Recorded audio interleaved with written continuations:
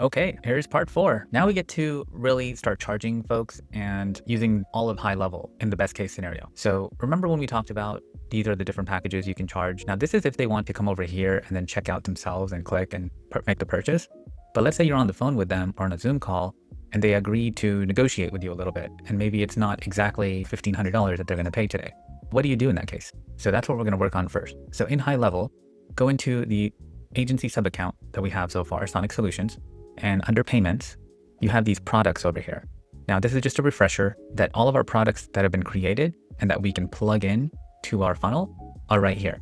If you want to create a new product, of course, you can click on create product and then go through the form, fill out the specifics like the title, description, which collection is this part of. You might have a collection or a package, the tax information, a picture for the logo, whether it's a one-time payment or is it a recurring payment like a subscription you're charging them for.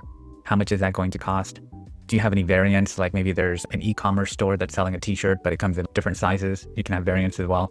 And then your SEO title description. So online people can search for it or search for it on your website quickly. So all of that is in here. But what we're going to do is look at the exception. As in now you have a customer that's ready to pay, willing to pay. You just have to send them an invoice. So what you say is, based on our negotiated price, I'm going to send you an invoice. And once you pay that invoice, we're going to get started on our end.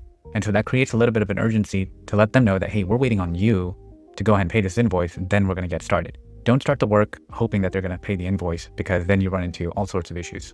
So in order to do this, go over to Invoices and Estimates. You can have all invoices. And so we have just the one invoice here in your agency subaccount. What you're going to do is create a new one, and this will be a recurring invoice. Assuming that you've set up a plan to say, we're going to charge you $750 a month or $500 a month or whatever it is, could be $10 a month. You're going to say a recurring invoice because this is a subscription fee. And then in here, you're going to pick the customer that you're going to send the invoice to. If they're not in here already, you need to create them as a contact. The way you create them, real quickly, let's go back. Contacts in your sub account here. You're going to hit the plus sign and then add their contact information. Once you create their contact information, they're going to show up in this list automatically. And so now you can pick somebody, let's just say Chris Savini over here. And then our business information is filled up already. You're going to edit this and put your own business information, business number, your address, your logo. And then that's what's going to update all of this on your preview invoice. You'll have your address, you'll have your logo, and this is what that final invoice is going to look like. Now over here, add products, and you can add a product, for example, say promotional pricing. And now you can edit the total amount. You can say, hey, maybe we agreed on a smaller amount, for example. And then if you're discounting them, it is nice to put the discount on the invoice so they can see it. Don't just put $375 as a total and then just let them know, oh yeah, I gave you the discount. When it's on the invoice, it makes it so much nicer for them to realize the discount that it's there. And then is this going to be recurring? More often than not, yes, you're only signing people up on a recurring basis. That's where the money's at. The one-time fees, you could probably do that one-off if you're just helping somebody solve a small problem. But really what you're trying to do is sell this software as a service that's on a subscription basis. So typically monthly is what you're going to charge. Monthly date, the first of every 1 month. So every month on the first, this invoice is going to be expected to be paid. And then the start date, let's say they're going to pay today. So you can go ahead and hit today's date, and then they'll have how many months that you're setting up and just say end never. So this is a recurring forever for the life of the account, but they can always cancel any month. It's a month to month type agreement. And then you can send invoices in advance so they can plan their finances around that. Sometimes businesses already have pre-allocated funds for this type of service. And so if you usually give them like a 5-day notice, so they know to plan accordingly. And then you can add your own terms and conditions. Let's say you came up with a specific agreement within that negotiation to say something like, after 7 days, we're going to also take a look at your Google business profile and do a complete audit on that profile. So now you can put that in here as a clause to the contract to say, we will do X, Y, and Z after 7 days, for example. Or if there's a specific promise or guarantee you made and you want to put it in writing, this is the place to do it. You can certainly put in include tipping. It doesn't make sense to do it right now. You can charge late fees probably when you get a little bit busier and you just can't afford people to be late on an invoice, because it creates a lot of headache for you on the back end to catch people up on invoices. You've already performed the work and you got to stop that process, recontinue. So when you get a little bit bigger, you can start charging for late fees. And then it could be a percentage, maybe a 10% late fee or something to that effect. If you want to add an attachment, maybe it's like logos or pictures or something you promise them, you can attach that to the invoice as well. And then you can hit schedule. Oh, this contact isn't fully fleshed out, so it needs things like email, first name, last name, all sorts of stuff. So let's put another one in here because the system does have to email this to them. So if your contact information doesn't have an email address, for example, it's going to give you an error. So you just want to make sure your contact is fully filled out there.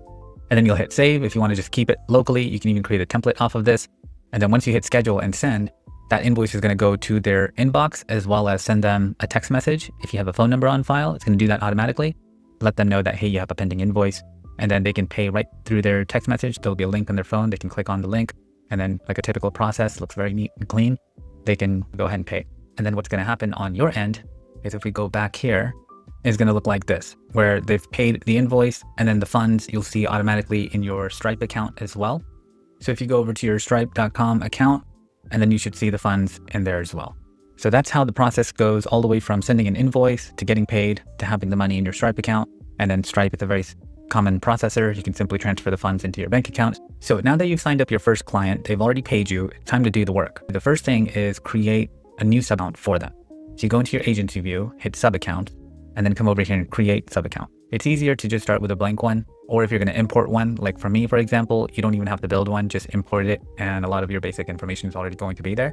But for the sake of the video, let's hit select and continue. And the first thing it asks you is the location of this account. So let's just pick my city here, Sarasota, Florida, and then it brings you to a form that you fill out for your customer. So fill out their name, last name, email, their business name, the niche that they're in. This gives you some options. They're an electrician, airport, allergist, all sorts of cool little niches there. Put in their address, a website if they have one already. If not, you're going to create one for them. So this will probably be blank. And then the time zone that they're in, because whenever you create calendars for them, it's important that the time zone matches up with where their customers are. Down here is an option to add default data within your sub account. So it like pre-populates a bunch of fields. I would caution against that unless you know exactly what data it's going to input, because once you start getting familiar with HighLevel, that data just gets in the way and you find yourself constantly finding this templated data. It shows up in draft emails, for example, or like text messages. And so you end up doing a lot of cleanup afterwards. So I would say just leave it blank. And I've also found there's no easy way to mass remove the data. You have to individually come across it and then delete it one by one. So just keep that closed and hit add sub account. Now with your agency view, you have unlimited sub accounts that you can create. So don't be shy. Even if you're giving somebody a free trial, go ahead and create their sub account. So that way their entire ecosystem is within one sub account. Their workflows, their contacts, their website, funnels, AI agents, phone numbers, whatever you create for them is all housed within one sub account.